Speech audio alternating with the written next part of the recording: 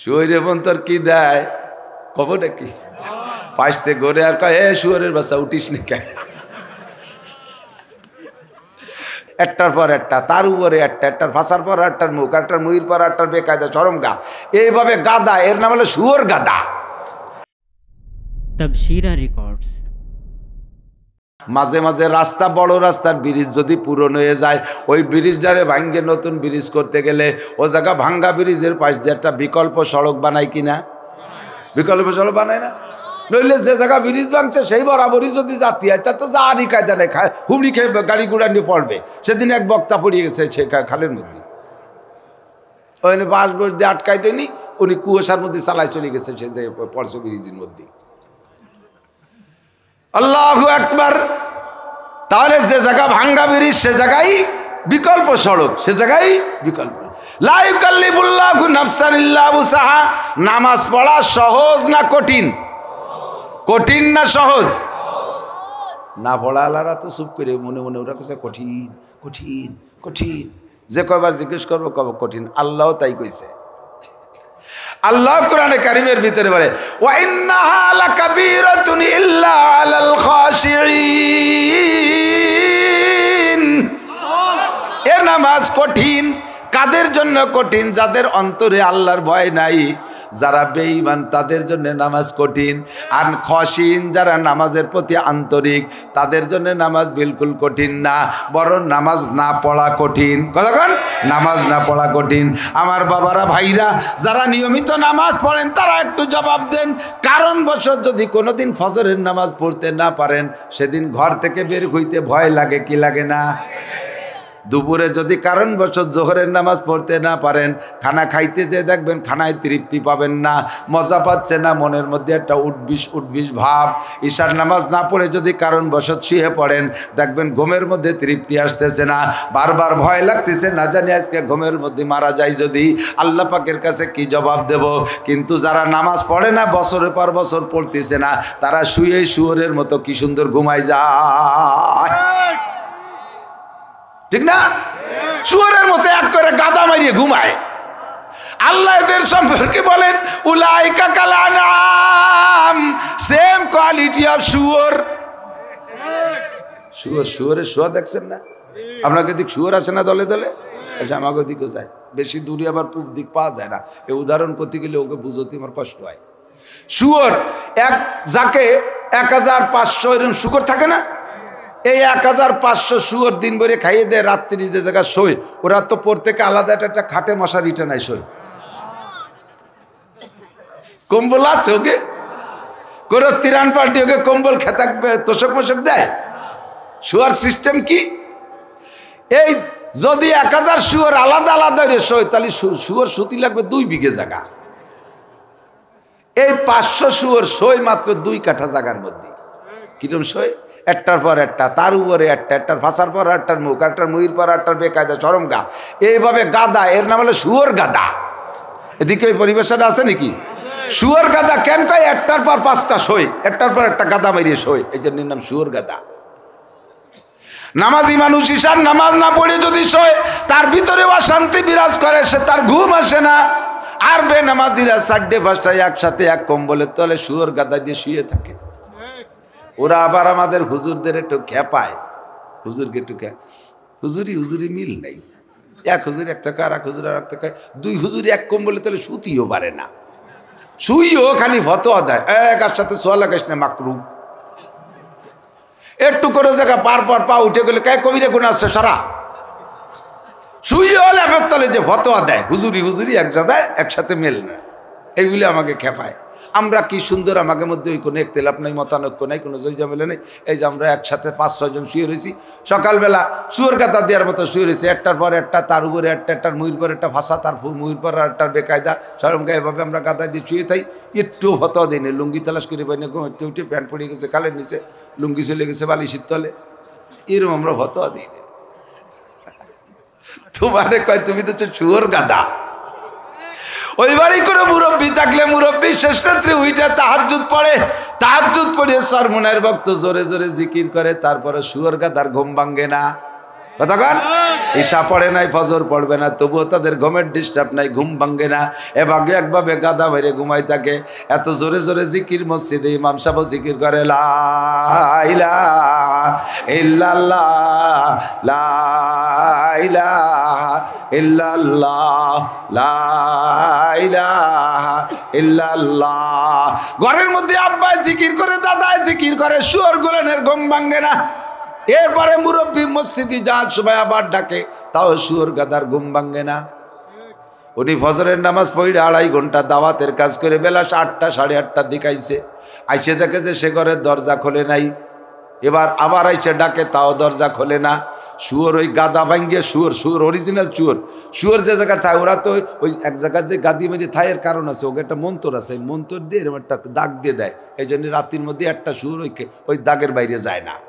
আবার সকালবেলা শুয়োরের কাওরা, শুয়োর পালে যারা কাওরারা রান্না বান্না করে খাইয়ে দিয়ে গোসল করে যখন আর একদিক রওনা দেবে, সেই সময় খেত্তার পাশে আর একটা ব্যাক মন্তর দেয়, উল্টো মন্তর। তাহলে ওই গিরে খুলিয়ে যায়। এরপরে শুয়োরে ডাক দিলি বাড়ি হয়। মুরব্বী ফজরের নামাজ পড়তে যাওয়ার আগে ডাকছে, শুয়োর গাদা ভাঙ্গে নাই। আবার ফজরের নামাজ পড়িয়া এসে ডাকছে, তাও শুয়োর গাদা ভাঙ্গে নাই। এবার শুয়োরে মন্তর দিতে হবে। শুয়োরে মন্তর কি দেয় কব নাকি? পাশতে গড়ে আর কয়, এ শুয়োরের বাচ্চা উঠিস নি কে? এ শুয়োরের বাচ্চা উঠিস নি কে? 3-4টে মন্তর মারার পরে তারপরে শুয়োর গাদা ভাঙ্গে। অথচ নামাজি মানুষ যদি কারণবশত ঈশার নামাজ ছুটে যায়, রাতটা চলে যায়, তার টেনশনে ফজরের নামাজ সময় মতো উঠে পড়ে এরপরে আবার ঈশার কাজা নামাজও পড়ে। হযরত মুআবিয়া রাদিয়াল্লাহু তাআলা আনহু, আমার সাথে সবাই বলেন রাদিয়াল্লাহু তাআলা আনহু। মুআবিয়া সম্পর্কে কের মন্তব্য খারাপ থাকলে সে রাদিয়াল্লাহ পড়বে না। তবে মুআবিয়ার নামের পর রাদিয়াল্লাহ পড়া নবী পাক ওয়াজিব করে দিয়েছেন। মুআবিয়া রাদিয়াল্লাহু তাআলা আনহু, একটু সবাই কন্দি শুনি, তালি বজবজের মধ্যে বাসকোজ আছে কিনা। মুআবিয়া রাদিয়াল্লাহু তাআলা আনহু জিন্দেগিতে কোনোদিন, যেদিন থেকে তাহাজ্জুদ শুরু করছে ওই দিন থেকে তাহাজ্জুদের নামাজ ছোটে নাই।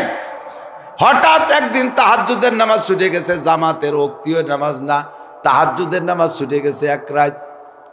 ফজরের নামাজ পড়িয়া এসে আর লজ্জাতে বাইরেই যায় না, কানতেছে, এমন কান্দা ঘরের মধ্যে যায়, নামাজ বিছাইয়ে নফল নামাজ পড়ে আর সেজদায় কান্দে। আমি কাজটা করলাম কি তাহাজ্জুদ ছুটে গেছে, কাজটা করলাম কি তাহাজ্জুদ ছুটে গেছে, আল্লাহরে মুখ দেখাবো কিভাবে, তাহাজ্জুদ ছুটে গেছে। এত কান্না কানছে মুআবিয়া, জামা কাপড় ভিজে গেছে, যায় নামাজ ভিজে গেছে, নিচের মাটিও ভিজে গেছে চোখের পানিতে। আর ঘুমটা মুড়ি দিয়ে, রুমাল মুড়ি দিয়ে যাইয়া মসজিদে নববীতে ওক্তীয় নামাজ পড়িয়া এসে আবার 2 নামাজের মাঝখানে আজকে দিনের মধ্যে কিছু করে নাই, সারাদিন কানছে। কেন? গত রাত্রে তাহাজ্জুদের নামাজ ছুটছে, গত রাত্রে ঈশার নামাজের পরে দিনের প্রয়োজনে, ধর্মের প্রয়োজনে, রাষ্ট্রীয় প্রয়োজনে কিছু জরুরি কথা ছিল। ওই জরুরি কথা বলতে বলতে একটু রাত বেড়ে গেছে, শুইতে দেরি হয়ে গেছে। এই জন্য উনি ফজরে উঠতে পারে নাই, তাহাজ্জুদে উঠতে পারে নাই। আবার শয়তানও সহযোগিতা করছে। এই জন্য উনি আজকে ফজরের তাহাজ্জুদের নামাজ পড়তে না পারার কারণে সারাদিন ভরে কান্নাকাটি কইরা ঈশার নামাজ পড়ে প্রতিজ্ঞা করছে, আর কোনোদিন জীবনে ঈশার নামাজের পরে 1 মিনিটও সময় নষ্ট করব না। আমার খানা দানার জরুরত আগেই সেরে ফেলবো। ঈশার নামাজের পরে যা আমল আছে সেই আমলগুলো করে আমি বিছানায় চলে যাব, যাতে তাহাজ্জুদের নামাজ আমার না ছোটে। এই প্রতিজ্ঞা করে আজকে দিনটা কোনো মতে কান্নাকাটির মধ্যে কাটাইছে।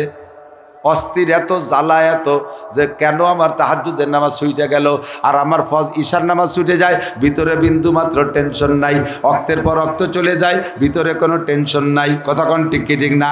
এরকম মুসলমান আছে না নাই? আবার সেই সব মুসলমান চার দোকান বসে কয় আমরা নামাজ না পড়লি কি হয়েছে, হুজুরকে মতো অত বড় বেঈমান না আমরা। হুজুররা বলে জন্মের বেঈমান, উনি ভারী ইমানদার, উনি কিছু করে না। কয় আমরা কি করি কও, আমরা এমন কি অন্যায় করি, মানে উনি ইমানদার, হুজুররা খারাপ, তার জন্য উনি এমন কি অন্যায়।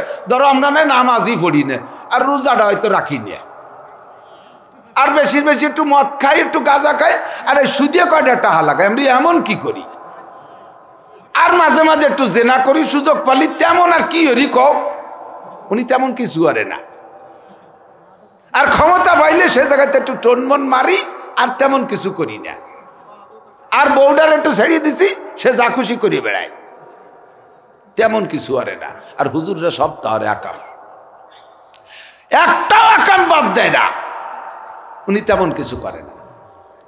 আল্লাহু আকবার। রাতটা চলে যায়, নামাজ নাই, কালাম নাই, ভিতরে কোনো টেনশন নাই। মুআবিয়া রাদিয়াল্লাহু তাআলা আনহু শুধুমাত্র তাহাজ্জুদ ছুটে গেছে, সারাদিন কান্নাকাটি করছে, আজকে তাড়াতাড়ি শুয়ে পড়ছে, টাইম মতো ঘুমও ভেঙে গেছে, উঠবেন। এই ঘুম ভাঙ্গার হালকা ঘুম ভাঙ্গার পুরো ভাঙ্গার আগে একটু হালকা হালকা পাতলা পাতলা হয় না, এর মধ্যে উনি দেয় যে কে যেন মাথা খাই যাচ্ছে, একবার মাথা খাই যাচ্ছে, একবার পাত দাঁড়ে যায় পাও চিবিয়ে দিচ্ছে। উনি এইসব পুরো সজাগ, একটা পাশে আদ্যে দেয় যে স্ত্রী শুয়া, তা মাথা নাড়াচাড়া দেয়, পাও নাড়াচাড়া, একটা রে তা যে এই কাম করতেছে সে ডাইরেক্ট পরিচয় দিয়েছে, আনা ইবলিস।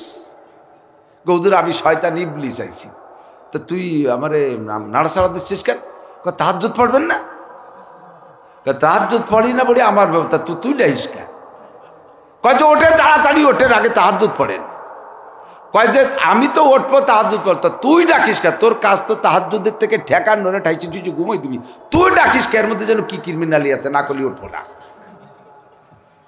তোর তাহাজ্জুদের জন্য ডেকে দেওয়ার মধ্যে যেন কি ইন্টারেস্ট আছে, ওই না করলে আমি উঠবো না।